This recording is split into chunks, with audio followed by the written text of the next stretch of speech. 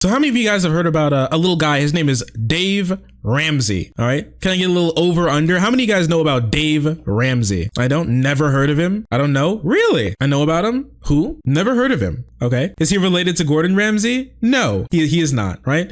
So a lot of you guys haven't heard of Dave Ramsey, and that's fine. So Dave Ramsey is a sort of like, he's a capitalist guru. Okay. He's a money manager. Basically, he's an author, and he runs a show basically where he helps people through their financial issues. He tries to give them advice about getting over debt, about changing jobs, everything to do with like money, resources, assets he deals with, right? And so if people have issues, he'll give them advice on it, guidance, and he's really well known. He's kind of like Gary Vee. Yeah, he's kind of like Gary Vee. Yeah, bad money man. Yeah, he's like a money management guy, right? And so not only that, he's like he's roped in Christianity with it too. All right. And some of you guys have heard before. Personally, I am religious. Personally, I am Christian as well. And one of the things that I hate the most is when my religion is used for people's monetary or social gain, where it's wielded in that way to either hurt other people or to just boost yourself up when it comes to money or when it comes to power, right?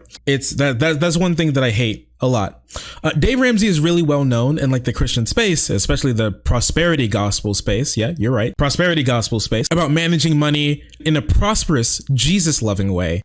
Here's how you get rich in God's eyes, in the way God wanted you to, how Jesus wanted you to. This is how you get rich that way. Here's how you exploit people, but in a Jesus way, bro. So that's in and of itself an issue, right? But he came back into the spotlight. A lot of people haven't heard of this guy before. He's been around for years. I think like since the mid to late 90s, right? And so people either know about him or they don't, but he came back into the news, and he's like in, the cultural zeitgeist a little bit, specifically for a certain clip that went viral. Okay. Went a little bit viral. People started to talk about it a little bit. So I want to take a quick look, just everything you know about this guy so far. All right. Let's just hear what he has to say to this caller calling about being a landlord. I own rental property, single family homes, among many other properties that we own. And if I raise my rent to be market rate, that does not make me a bad Christian. I did not displace the person out of that house if they can no longer afford it. The marketplace did. The economy did. The ratio of the income that they earned to their housing expense displaced them. I didn't cause any of that. And so you are not displacing them. You're taking too much credit for what's going on. If they need to move to a cheaper house because they can't afford, they're going to move to a lesser house. Because if they move, they're going to pay market rent. All right. So Mr. Moneybags Christian, Mr. Moneybags Christian guru, monopoly man, Dave Ramsey, here to tell you a little something. Okay. All right. You little shit. Now, when you're a landlord and you raise someone's rent to the point where they can't pay for it anymore, it's not you didn't do that. And they have to like leave and they're getting like evicted. It's not your fault. It's the market. It's the market's problem. The invisible hand. That's what did it. Oh, not me. I'm not the bad guy. I'm not the bad Christian here. Okay.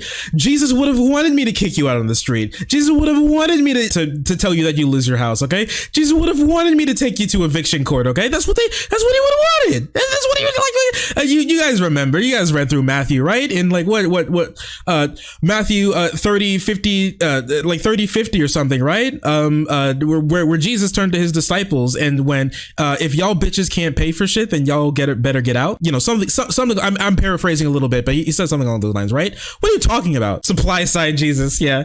Jesus loves eviction. What are you talking? This is ridiculous. Okay. All right. And you know what this says? This is a beautiful meme. All right. Because we talk about this every now and again as Christians. Okay. You may have heard of it before. It's called serving two masters. Okay. For one, this man cares not for like any empathy. All right. If you remember, he didn't raise rent because it was like vitally important for him making sure that he's able to pay the bank on like the property values and the tax that like comes from that, right? That's not the issue. He just wanted more money from them. That's it.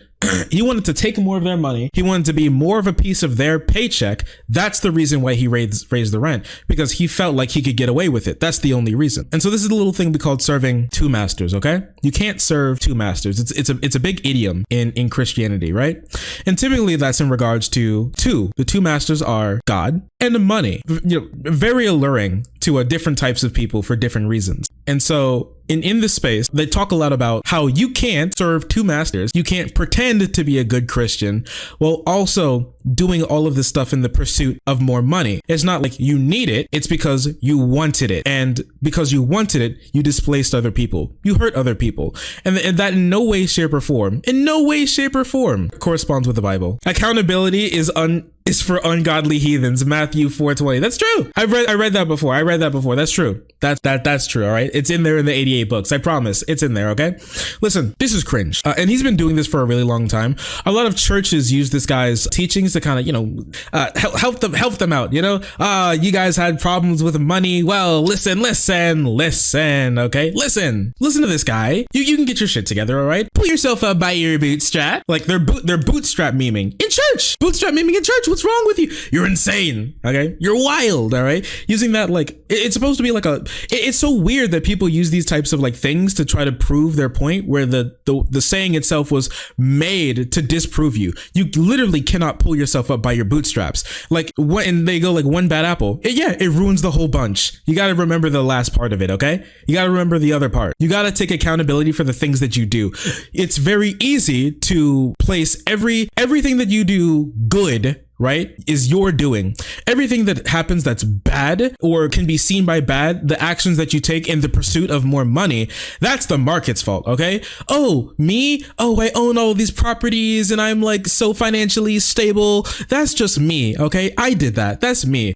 Kicking this poor family out into the street, that's the market, man, not me. It's ridiculous. It's dodging responsibility just so he can sleep better at night, knowing that he is giving advice to tell people to displace other human beings simply because they wanted more money from them. That's it. And so this is something that Ramsey's been doing for a while. Okay. This is not like an isolated event. He is sort of like the figurehead into the like prosperity gospel sort of like idea, which is basically they think that you can be more godly by making more money. And you know what's really wild and super convenient for the people who preach this type of stuff is that they're always the ones making the most amount of money. It's wild, right? They're always making sure that they keep on the people listening to their sermons and to remember to give to tithe, okay? 10% of your income. Make sure you give that to the tithe, okay? That goes to the church. And after they've told all these people about how they can make money, this and that, and then give them false hope, they leave the church in a fucking G-Wagon, okay? Leave me alone. It's ridiculous. It's very sus. It is super sus. And this is why I don't give any money to mega churches. I don't, okay? Like, preachers are not supposed to be millionaires, okay? That's not how this works. The reason why it's like important to give to tithe, and the reason why churches they're supposed to be is because they're supposed to take in that money and then use it on the community. That's supposed to be the first place you're supposed to reach out to from the community. They're supposed to be the first people there if tragedy strikes. They're the first people to open their doors if a disaster strikes, okay? They're the ones who give refuge and safety to the people who can't afford it or the people who are lost and who are hurt. That's the reason. But it's wild. It's really curious how all of a sudden these like really big churches popped up and they don't do any of that. And what they do is they collect a bunch of money and you wonder where all that money goes. And then you look at some of the finances of I don't want to be in a tube full of demons spirited death, you know, that guy, and like Joel Osteen not opening up his church to people who lost their homes in a flood, or Dave Ramsey preaching hyper capitalist individualism in trying to pretend that also makes him a good Christian. He tries this a lot. Act your wage. People who win with money live on less than they make, period. Can't pay cash? Don't buy it. And so in and of itself, fine, right? But in the context of a lot of other things that he says, it's not too great. Some rather interesting exegesis here from Dave Ramsey. I can't say I recall a story from the Bible where Christ kicked a family out of their home and then blamed the economy. Personally, I don't remember that either. All right, out of all of my teachings, I don't remember that either. That happening. You know what I mean? It's kind of weird. It's kind of wacky. It's just in another one here. What's wild is Dave Ramsey admits that the market causes homelessness,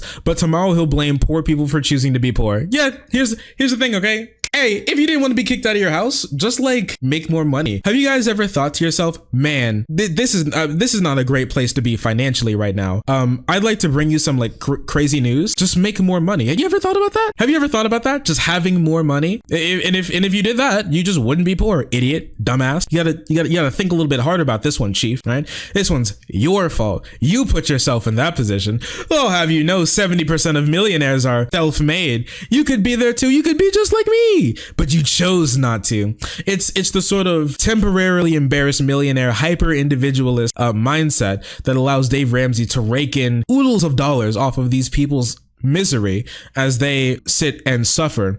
And listen, okay, and you would be like, oh, this may just be like a certain, you know, thing with a part of him, maybe just on this issue specifically, you know, he's just like this, but he's better in other places. Wrong. He's not. It covers televangelists. Oh, interesting. Oh, how interesting the evangelicals are. Oh, how interesting they are. Let's just take a look at this really quick. Because Dave Ramsey was on Fox News. He was on Fox Business, actually, to talk business and talk about, what is that? Oh yeah, student loan forgiveness. Student loan forgiveness is a scam. Student loan forgiveness is a scam. Crazy, Dave Ramsey. College is expensive, super expensive, and many families have felt the pinch of rising tuition costs. One new study from U.S. News and World Report shows in-state tuition and fees at public universities skyrocketed 211% over the last 20 years. This as the Department of Education announces it's canceling more than $11.5 billion in student loans. Joining me now is personal finance expert, best-selling author, Dave Ramsey. Dave, I get it. Oh, the federal government's going to cancel my debt, so I can just, me and my family, we can just take on oodles of debt so I can go to college, and it'll get washed away, right?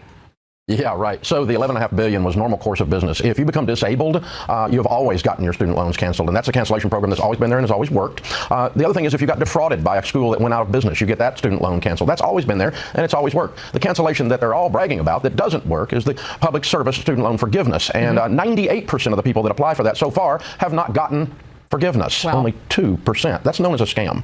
It is. Victoria, jump in. And so he goes on in this clip and never goes on to say, man, we need to really make sure that these people get their student loan forgiveness. No, you should be able to pay that shit by yourself. Stop having other people do this for you, right? Stop having other people try and help you in this. He's spoken like at length about how it is a personal, moral, and religious failing for you to be poor, and you make bad decisions that leads you to be poor.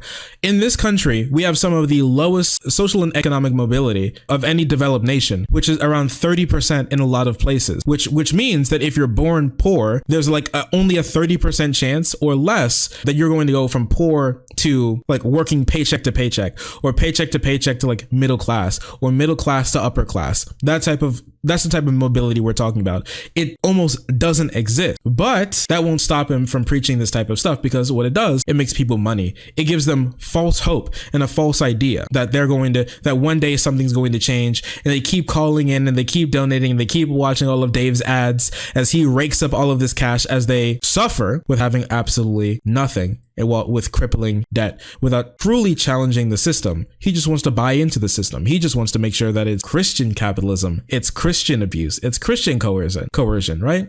And when we get to Christian coercion, that's when it's godly coercion. How beautiful. Yeah, gatekeeping heaven with a fat wad of cash, you know what I mean? Now, I talked about prosperity gospel, okay? Thankfully, I'm not the only Christian who thinks like this. There are many other Christians who hate the prosperity gospel, who hate the idea of people just raking in all of this cash over the faith, and how it is actually not at all Christian, and how they cherry pick a bunch of verses. Let's take a look at this guy right here. All right, this is gotquestions.org, and they're talking about the prosperity gospel. In the prosperity gospel, also known as the word of faith movement, the believer is told to use God, whereas the truth of biblical Christianity is the opposite. Let's listen to this guy super quick. Today's question is, what does the Bible say about the prosperity gospel? In this video, I'll answer that question from a biblical perspective. Afterwards, as always, I'll share some helpful resources, so stick around until the end. Bible Munch.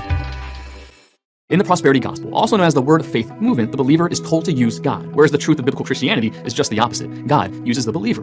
Prosperity theology sees the Holy Spirit as a power to be put to use for whatever the believer wills. The Bible teaches that the Holy Spirit is a person who enables the believer to do God's will. The prosperity gospel movement closely resembles some of the destructive greed sects that infiltrated the early church. Paul and the other apostles were not accommodating to or conciliatory with the false teachers who propagated such heresy. They identified them as dangerous false teachers and urged Christians to avoid them. Paul warned Timothy about such men in 1 Timothy chapter 6, verse 5 and verses 9 through 11. These men of corrupt minds supposed godliness was a means of gain, and their desire for riches was a trap that brought them into ruin and destruction. Verse 9. The pursuit of wealth is a dangerous path for Christians, and one which God warns about. For the love of money is a root of all kinds of evil. Some people, eager for money, have wandered from the faith and pierced themselves with many griefs. Verse 10. If riches were a reasonable goal for the godly, Jesus would have pursued it, but he did not, preferring instead to have no place to lay his head. Matthew chapter 8, verse 20, and teaching his disciples to do the same. It should also be remembered that it's just so curious. The only disciple concerned with wealth was Judas.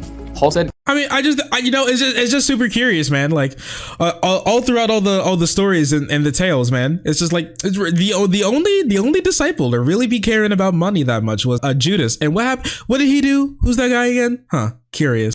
Strange how that all works out, huh? Weird, wacky, wild, even, right? And so that was pretty based, comrade. Yeah, so that was pretty based. We all like that. I think that's great. It once again, it proves what they're doing is their master is money, and what they're doing is they're trying to use the faith, use Christianity, use God as a tool in which to get more of it. Use the faith, not like work within the faith and try to work for the faith. The faith actually works for you. And not only does it work for you, not only is it your slave, it can make you so much money. Just keep following my seminars, right? Wacky, wild stuff. But this doesn't stop right here. It actually gets more based, and doing a little bit of research on this guy, it helped me come across some even more based people who do share the religion. Let's we can take a look at these people. Then they are Christian socialism. Whoa! Christian socialism. Wacky, wild stuff. All right. Landlord. The Lord. All right. So these guys are actually pretty cool. I found out about them, and basically they're like an institute that critiques capitalism and is like post-capitalism from like a religious point of view, which I think is super sick, honestly. Imagine you're in your mid to late 30s with several $1,000s of debt, student loans, car payments, credit card bills, perhaps even a mortgage, and no savings. But I bet a decent amount of people can relate to this. You semi-regularly attend a vaguely non-denominational church called Grace Community or New Fellowship, which offers small groups. You drive to another church's member's house on Wednesday nights for a small group. If you remember, you pick a tray of veggies. Oh, it's Veggie Tales, and dip on your way. You've gathered together to religiously study text. It's like a little Bible study. That's cute, but not the biblical one. Alongside your fellow group members, you engage in an exegesis. Wait, that's how you pronounce that, right? Sorry. Exegesis. All right. Of Dave Ramsey's Financial Peace or The Total Money Makeover or any one of Ramsey's other 5 New York Times bestsellers. We're not here to talk about the goddamn Bible. We're here to read Dave Ramsey, how to make some cash money, all right? In Jesus's way. And they go really exegesis. And so they go into some really interesting stuff here. I want to read a little bit of this for you guys, right? Christian Socialist Group. I'm Sold Shark. I think they're really cool. And these guys aren't like, these guys definitely aren't alone. All right, listen. Ramsey, a white evangelical who once vividly referred to himself as a capitalist pig. I think that really tells you a lot about who this guy is, right? Like, this is not like something, this is not something that people are putting onto him. He literally calls himself a capitalist pig. He does. He's like, hell yeah, I love money. Hell yeah, I'm only here to serve money. Hell yeah, I'm chasing that bag. I'm getting that cash, all right? I'm stacking them dollars. That's what I'm here for, man. That's what I'm here for. My man calls himself a capitalist pig. Curious that. I knew the words didn't even have to come out of my mouth. Has found great success targeting evangelical and non-denominational churches with his Financial Peace University course, which teaches participants over the course of several weeks, and I bet that costs a lot of money, how to win with money. Over the course of the past 25 years, the course has drawn nearly 5 million students, and over 40,000 churches have hosted the course for their congregants. The number of people includes churches who hold small groups for Ramsey's work. Can you imagine? You're in a church and they're like, okay guys, it's time to do a little bit of studying, and you get handed a freaking Dave Ramsey money book, bro. What's happening? Bread chaser, all right? I know in church we talk a lot about the bread, but this is not the bread that we should be going off about, okay? I promise you this. By one estimate, Ramsey's organization has garnered nearly $500 million in sales directly from churches. Man, that tide's going to good use, huh? $500 million. That's $500 million.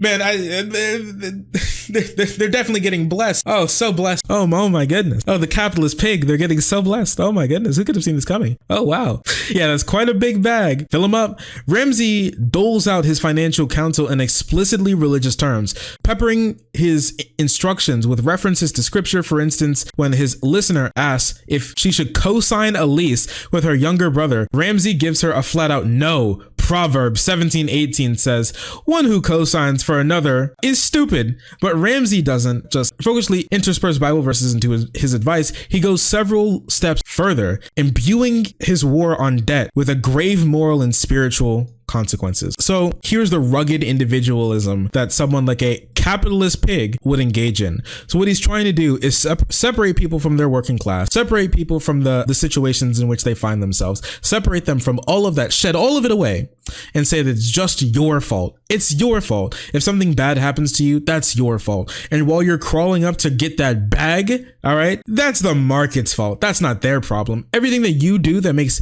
you poor, or things that you haven't done that makes you have less money. Yeah, he preaches this like rugged individualism because it's easier to separate people in this way. They're trying to separate you from the working class. They're trying to separate you from the situation in which you find yourself to be poor in this way, right?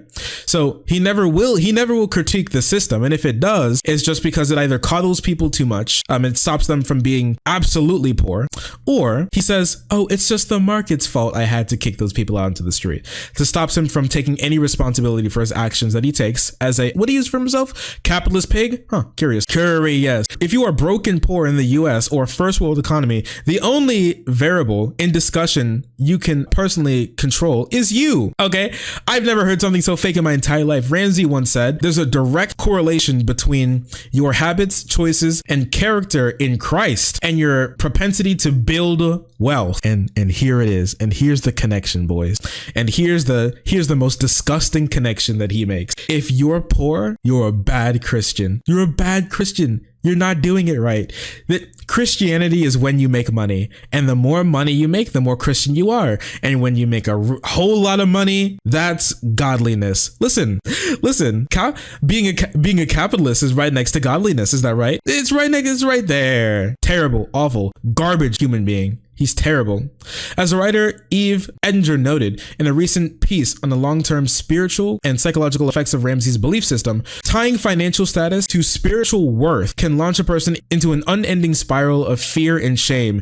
If you were struggling financially, the problem was your lack of belief. If you're poor, you just didn't believe hard enough. And if you didn't believe hard enough, you're not a good enough Christian. Look, if you're in poverty, it just shows that you must obviously not be just a good enough Christian, right? And listen, help the poor, they can pick themselves up by their bootstraps. That's socialism. Don't worry.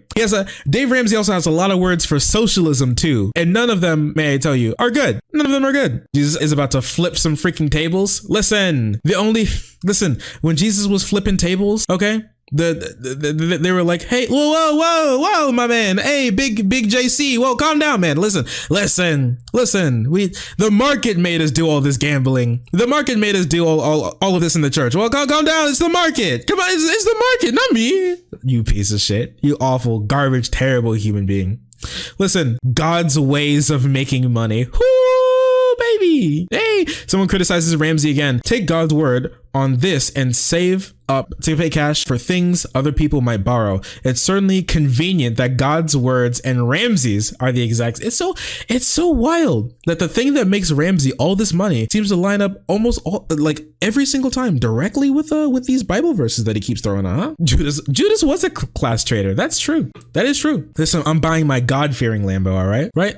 Ramsey nevertheless neatly ties his proclamations on handling debt God's way to rival frameworks, capitalism, or as Ramsey calls it, sanctified capitalism. Listen, this is God's capitalism, okay?